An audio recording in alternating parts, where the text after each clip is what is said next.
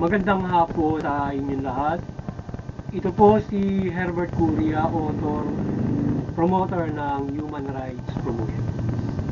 Ang boses ng Human Rights Promotion sa malayang demokrasyang ito, kakibating pananalig sa ating banal na Panginoon Diyos, banal na Panginoon sa Kristo at gabayan ng kaliwanagan ni Banal na Santa Maria, mula sa isyong ating nakalap at babantay sa mabuting pamamahala, patas na hustisya at karapatang pantao. Issue ng OBP budget. We voice to Congress and Senate to give OBP 2.0 billion budget proposal. Yan. Budget proposal na 2.03 billion ay hindi naaprubahan ng Kongreso. Bagkos ibinaba nila ito to around 733 million more or less, at inilagay sa DOH budget ang binawas ito. So yun yung issue na ating tinunghayan regarding do sa OBP budget. So nagkasabolas tayo sa ating Kongreso, Senado, na saan yung budget ni VP Sara at ibigay yung 2.03 billion at hindi na ito kaltasan sa anuman ang inyong kadahilanan. Ngayon, according to Kongreso at Senado ay hindi na ibigay ng OBP ang mga dokumento na hinihingi nila para sa mga nagasta sa pondo nito, at sa ngayon ay iniimbestigahan pa itong budget nito para sa bayan na tila questionable according to our mambabatas. So, sa ngayon, nakakulong sa Senado for contempt ang staff ni VP Sara. Ngayon man sinumasyado ni VP Sara doon at meron na naging pangyayari. Siguro kahapon yata yun na may pangyayari na nagkaroon na ng convulsion yata yung kanyang staff doon at gusto nang ikulong doon sa mismo. Nagkaroon na ng pagbabago yung usapin doon sa pagkukulong sa Senado nung mga nakukontempt court. Diba? Parang ang kanilang ay security reason bakit wala mang security yung Senado, at hindi ba ito ay hindi pa naman contempt of court doon sa ano yung usapin doon bakit ilalagay sa correction dapat doon lang kaya nga meron doon inilagay na mga pag i-custodian ng mga nagkakaroon ng mga pag-contempt doon sa hearing o doon sa custodial ng correctional, at hindi naman siya ang tawag dito wala pang kahit contempt of court pa, wala pa namang sinasampang kaso sa kanya. So ang Senado ay pareho ang rekomendasyon sa budget ng OBP na nasa 700 billion o more or less 703 billion lamang for 2025 budget. Yan. Ngayon, ang Human Rights Promotions ay maring sumusuporta sa mabuting pamamahala, patas na hustisya at karapatang pantao. Sa issue ito ng OBP budget at ating pagkasaboses sa Kongreso at Senado, saan at ibigay nila 2.3 billion budget na proposal na hinihingi nito. So yun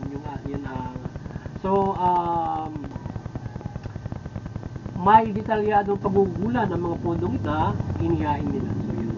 So ang boses natin ay as well stated, suportahan mulaga suportis tayo sa Senate and Congress na suportahan nila yung budget noong OBP para sa kanyang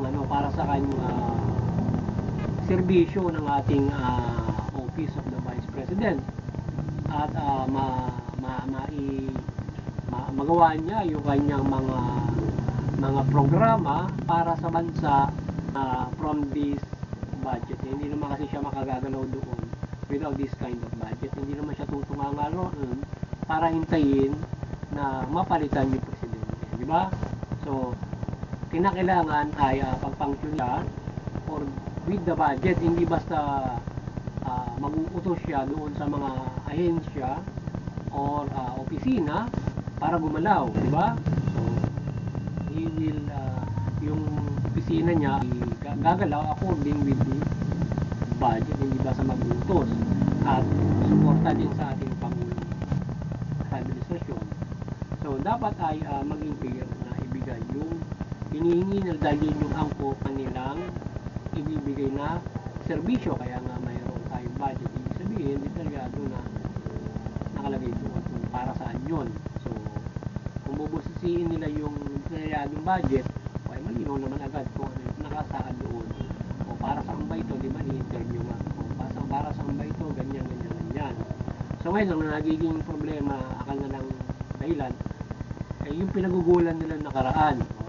Yung budget mo nakaraan, sa mo ginas, makatila yata, bakit parang mayroong questionable expenses at hindi mo binibigay yung mga dokumento where you spend the budget of the call na ganito kalaki. Halimbawa, why you spend it like that in a simple, sabi nga rin ng isang mababato, bakit na-spend mo ganito ka lang pera sa isang araw na hindi mo naman madadala doon. Pwede ka mag-isang napakalaking pera sa isang araw na hindi mo naman kinakailangang ipadala doon sa pamamagitan ng magbabiyahe ka. Doon sa cash transfer, ano tawag dito, sa cash transfer o sa mga padala, pag papadala mo yung bawat mo, isang araw lang, kahit yung buong budget ng OBP, pwede mo ipadala doon, diba? So, it is a one-day expense. Diba? Makabobo naman ano. Pero kung yung titingnan, you can spend a lot of money in one day. Sa ganong klase, hindi mo na kailangan puntahan pa yun. Para iabot mo ng cash mo. Doon na lang sa LBC, pwede mo na ipadala sa buong Pilipinas yung pagpupundo mo, kung may mga opisina ka na paglalagaran mo. So, kahit hindi na kasi telepono, one day, 1 billion expenses for the OBP. Papadala sa lahat. Pwede naman, diba? So, hindi questionable na gumastos ka 100 milyon sa isang araw na good project. Ang tanong, good project ba yung ginastos? Yun lang yun. So, sa mandato ng OBP, ang 2.3 billion ay makatutupad sa serbisyo na may paglingkod nito sa taong bayan at hindi na dapat pa itong pagkasan. Serbisyo nito sa pagkakawang gawa, kagaya ng DSWD, ay maraming pagugulang mula sa nais na paglilingkod ng OBP. Base sa information sa ating bansa at hinahal nitong budget. So, sana ay doon sa ating mandato ng ating OBP at kung ano man yung function na dapat na itong gawin. So, malaking bagay yung kanyang budget and fairly dapat na ibibigay ng ating pamahalaan, Kongreso at Senado para yung OBP mag-function ng maayos, di ba? Merong fair budget na dapat talagang binibigay. But do you think that 700 million is a fair budget para makapaglingkod yung kanyang opisina? Kung pwede nakatunganga lang siya ron para matutulog sa bahay bilang Vice President. Hintay mong kung saan mapunta yung Presidente para mag-aayos. Ganun yun, di ba? So, kapasyon ka lang kapag ng ibang bansa yung Presidente. Ganun, di ba? So, mayroon siyang dapat na gawin. Lalong-lalo na yung welfare of the people. Ayan, na pagugulan ng kanyang mga budget at iba't ibang mga ikaunlad, peace and order, at pwede rin siya maging gabinete. Siguro ay gawin ng ating BP Sara, ating question, ay mula dati siya ay nasa DepEd at nag-retiro siya doon. I-assign ulit siya sa ibang opisina bilang gabinete ng ating administrasyon. At lalo siya makipagtulungan sa ating administrasyon ang function ito na maayos. At hindi yung nagkakaroon sila yung hitwaan o whatsoever na pinagbulan ng kanilang nagiging diskusyon ngayon. So, dapat magtulungan pa nga sila para sa bayan. Yan ang ating boses sa kanila. Ay hindi dapat magkaroon sila ng discussion, kundi yung bala na isa election lang na ibig sabihin ay sa balota, hindi doon sa kapag naglilingkod na dapat buklod na yung ating nasa pamalaan to serve good. Ano man yung layunin na gusto ng ipagli, meron naman tayong demokrasya para masundin. Dapat ay magbuklod para makapaglingkod ng lubos. So, at hindi nagkakaroon ng hidwaan. Kasi kung gano'n, na block yung services ng government kung nagkakaroon ng banatan doon sa kanilang political career o kanilang pagsiservisyo at lalong-lalo ay yung budget. So sana walang ganun. Yan ang nagiging problema nga daw dyan sa Kongreso pagdating ng mga budgeting, ng mga opisina. So may politika, lalong-lalo sa linya. So make it fair in the budget ng bawat mga.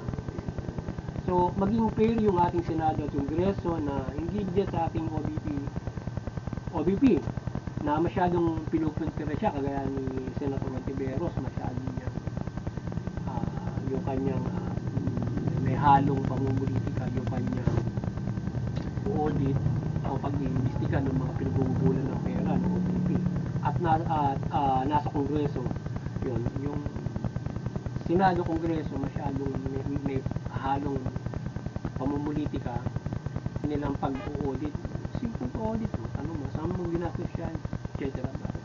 Kung ano mga kakaiba mga animoy nagagalit na ano. So ang bawat sentimo na budget ay mahalaga syempre, and it is accounted for at baka siguro na ito ay napunta nga doon sa wastong paglilingkod sa taong bayan. Ngayon man dapat patas na i-audit at alamin yung mga pinagamitan. So simple lang alamin yun, di ba? Yung mga so i-audit nila na maayos yun at yun, syempre naturally, syempre papakita ng ating yung pag-accounting yung kanilang mga binastron. Siyempre mapasok na ito ang disbursement ng OBP, diba? So ating tinunghayan ng isang pagpapairal ng DSWD na itong mga street poll ay huwag palimosang bagpos bigyan ng kaukulang pagtulong. So merong yung ating tinunghayan natin, may isa tayong tinunghayan na programa ng DSWD na yun daw mga kabataan, yun daw mga nagpapalimos, huwag daw palimusan. Sinasabi niya na tulungan ito sa pamamagitan ng isang mahuhusay na pagtulong, paghango sa mga namamalimos at hindi sila palimusan, lalo na ngayong Pasko. So ngayon, ang nais natin na isang boses sa DSWD at OBP, Office of the Vice President, na magtulong sa pagtulong sa mga street people or homeless na sila ay magkabahay, mabigyan ng trabaho at mapag-aaral yung mga batang malimos o nasa lansangan. So kung ito ay tutulungan ng OBP sa maliit na budget, ay hindi nila ito matutulungan bilang parang isang ina ng mga ito or bilang trabaho ito as a nagpo-provide ng welfare of the people. Aside from DSWD na sila ay gumagawa para sa welfare of the people, ganun din yung DSWD, ang OBP para makatulong siya doon sa mga iba't ibang serbisyo ng ating pamanampalataya. Tulungan yung OBP tsaka DSWD for their budget given to them. At hindi yung ang ginawa din ay doon sa para sa isang kanilang proyekto. Di ba dapat ibigay yung proyekto para doon sa proyekto ng DSWD. Yung sa OBP para sa OBP. May kanya-kanya silang programa at magtulungan sila sa ilang programa para sa welfare sa kanilang mga mandato. So kagaya noon, yung namamalimos na yun, o halimbawa, anong gagawin nila? Magtulong sila na magkabahay yun. Magtulong sila, magkatrabaho, at yung mga bata ay makapag-aral. Ngayon, di ba dati, hindi sa DepEd. So ngayon ay mayroong programa siya doon, binibigyan niya ng allowance o para makapag-aral. So dapat, siguro magtulong yung DSWD at OBP. Ang problema kasi natin yun, yung mga bata, elementary, hanggang college, hindi sila makapag-aral kasi mahirap. Walang pangkain. So magtatrabaho na lang sila para kumain sila, kahit bata pa sila. Diba? Tutulong sila sa magulang. So ngayon, hindi sila makapag-aral. So ngayon ay kahit libre yung, hindi ka makapag-aral kasi wala ka namang pangkain. Hindi pa masaya sa doon, wala. So ngayon siguro, ang ating proposal sa government and intergovernment and that offices of OBP and DSWD, kung sinong bata na makapag-aaral na sumibot ay mabibigyan ng allowance ng ating estado para sila ay makapag-aral. So yung or else the double effort of our state para mabigyan ng trabaho. Kung hindi kaya bigyan ng trabaho at nandun lang sa pantawid ka pamilya at iba't ibang mga ayuda, so siguro bigyan ng programa hanggat hindi nabibigyan ng full job employment ng bawat Pilipino, standard pa, ay ganoon. Bawat batang isisibol na mag-aaral, so under the state, pag-aaralin sila. Parang pinasok mo siya sa ating, halimbawa, PMA, PNPA, from doon mag-aaral siya, buong kolehiyo. Libre lahat. So ngayon, ang programa, yung mga bata, halimbawa elementary to paring, aside from iba yung sa colleges sa Department of Education budget, meron na kasi ngayon ganun doon na pwede ka na para may nangakasera ka na sa isang kolehiyo kagaya ng sa UP at saka sa PUP. Sa ngayon, kung pwede makapag-aral na doon ka natitira, lahat ka na ron. So ganun ang gagawin, halimbawa isang bata, pag-aaralin ng estado mula hanggang para makapag-aral sila. So halimbawa isang bata may budget 3,000 pesos from elementary, kung sino yung mga indigent talaga na dapat budgetan for every sa yung pantawid ka pamilya, meron silang binabudget pero hindi sapat yun para mapag-aral yung mga anak ng mga walang hindi makapunta ng eskwela nga sa sila ay wala nga makain, di ba? Tapos yung mababa nga sweldo hindi pa makaabot sa minimum wage. So siguro yung estado ay magawa ng programa at ito ay ilagay sa pangalaga ng opisina ng OBP or sa ating DSWD with the or DepEd kapag halimbawa yun yung programa na para mapag-aral yung mga bata, para matulungan. So budget lang siya 53,000 every children. So kapag qualified ka, may 3,000 mo for every children, makapag-aaral ka. Yung DSWD magkano lang yung binibigay nila, no? Para yung mga bata ay matulungan, hanggang 3 yata yun para makapag-aral. So siguro, dagdagan pa with the help of the OBP of the state para ang bawat bata ay bibigyan ng pagkakataon na makapag-aral sa pamamagitan ng tulong doon sa pamilya, sa mga magulang. So ibig sabihin ay mga ngalaga yung mga magulang para sila nangasira. Mapag-aaral nila yung mga midnight, di ba? Maliit yung yung binibigay ng DSWD ron, yung parang sila ay binibigyan ng per children 500 pesos yata para makapag-aral or libre sa edukasyon. Mahina yun yung bigyan nyo para mapag-aral at makapag-eskwela yung mga bata. So taasan nila with the help of doon sa dalawang ahensya na yun or doon sa tatlong ahensya na yun, isa sa mga dapat na gawin. So yun ang bonus natin doon sa ating pamalaan, pag ibayuhin yung programa ng pantawid kami kapamilya na yon na nagbibigay sila pa for every children para makapag-aral. So, taasan. Kasi yan ang problema ng ating lipunan. Hindi kasi nga walang pera. Nahihirap ng trabaho, yung trabaho hindi pera. So, ang kailangan ay mabigyan ng trabaho, wala nang trabaho maibigay, di ba? So, kailangan hanggang di naabot yung full employment, doon ka muna. Pag-aaralin ka ng estado, di ba?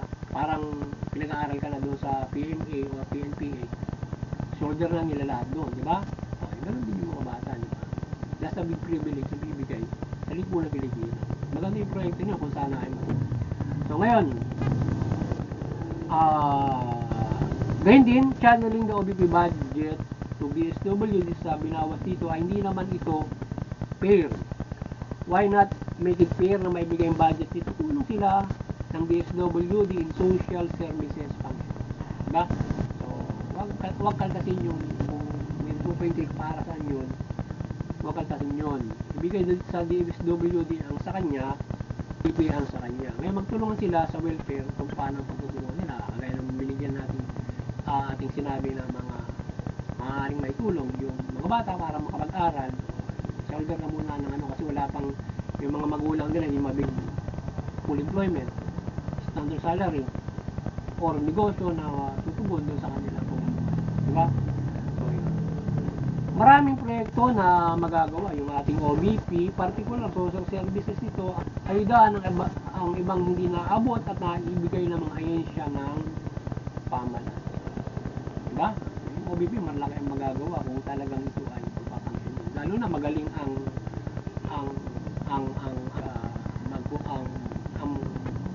OBP at pagpoprograma ng mahuhusay with the staff nito. So, makapagsasagawa yan ng mahuhusay na mga proyekto at pag-unite mga ahensya para ito ay bigyan ng kautusan for the good welfare everything makapagpapahusay sa in supporting our administration. Dapat na suportahan yung OBP at administration para maging strong ang ating bansa. Ngayon, kung at iba't ibang mga opisina, lalo sa Kongreso, Senado, kung away-away sila ng personal, ay nakaantala yun. So, dapat, andun yung demokrasya sa Kongreso o sa ating pamahalaan. Ano ba yung dapat na magpapairal in the majority should implement, di ba? So, sa gabayan ng Banal na Santa Maria ay suportahan ng ating pamahalaan at lahat ng opisina ang OBP at makapaglunsad ito ng ayon sa mandato. Sana yung mga pamahalaan, pati si suportahan na niya itong OBP na maibigay yung budget para hindi mo nagkakaroon pa ng mga cheche-cheche. Pati sa Kongreso. Ayan. At siguro naman ay bakit nagbabanggaan si Congressman Romualdez. Pero kung nangangarap sila na parehas na sila ay ngayon pa lamang ay napakalayo pa nung kung sila magbabanggaan sa pagka-presidente, huwag na sila mag-ano, sa balutan na lang sila magkaroon ng labanan, hindi doon sa sa kanilang mga political na mga career. Diba? Walang parang nonsense na sila ay parang gusto magbangayan. Yung Congressman Romualdez saka si Sara, diba? Layo pa nung election para sa pagka-presidente. Ngayon, nagtirahan na sila. Isang tabi muna nila yung kanilang political ambition. Kung gusto nila maging presidente, gusto sila ng gusto sa bayan ngayon. Maging fair sila sa bawat isa. Pagdating ng election sa 2028 sa pagka-presidente, sa balot na sila maglaban. At mga panya sila fairly with each other. Diba? Simple yun. Yung puro kung ano. Ngayon, sa Senado siya, napakasimple lang naman yung pag-audit ng bawat mga ganun. Politikahan pa, diba? Mahirap yung ganun. Hindi nakapagliling ating mga opisyalis ng pamahalaan in full services kung nag-aaway-aaway kayo dyan, diba? So, dapat magkaroon kayo ng unity yung ating pamahalaan to have full services. Kaya kung kayo, yung nakukuha ng tao hindi full, diba? So yun, muli maliwanagan ni Banal na Santa Maria ang bansa at pamahalaan at ang mga mayang Pilipino. Yung pamahalaan mamahalan na mabuti, matuwid, tumunin yung tao, magpera ng patas ng justisya, iwasan yung pang-aabuso, korupsyon, katiwalian. Yung mamamayan, sumuporta sa pamahalaan sa mabuting pamamahala, patas ng justisya, karapatan ng tao. Magpapairal ng mabuting pamamahala. At iwasan yung paggawa ng krimen, paglaban sa pamahalaan, at bagos ay mamuhay tayo ng mapayapa, maunlad. Sa lahat, makapananampalataya tayo sa ating banal ng reliyon na ating pinapanampalatayaan ng magaan at maunlad. Muli, magandang hapon sa inyo lahat. At God bless. Sana nakapagsabuhay naman ang Human Rights Promotion sa ligong ito hinggil sa karapatan ng tao na ating tinulungan. Magandang hapon sa inyo lahat at God bless.